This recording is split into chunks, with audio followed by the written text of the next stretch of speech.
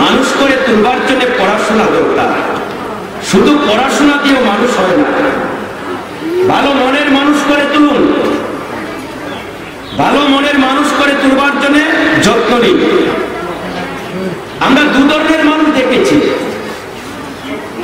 দু ধরনের মানুষের মধ্যে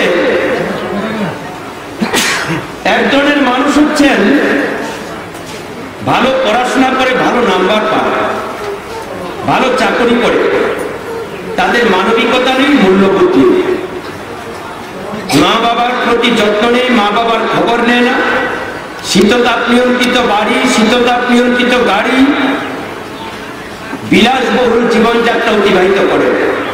কেউ দেশের বাইরে, কেউ দেশের ভিতরে। তারা সমাজ নিয়ে, মানুষ নিয়ে কোনো ভাবনা চিন্তা নেই, গ্রাম নিয়ে ভাবনা চিন্তা নেই, বন্ধু বান্ধব আত্মীয় স্বজন সব ভুলে যান। এমন ভালো ছাত্র আমরা চাই না।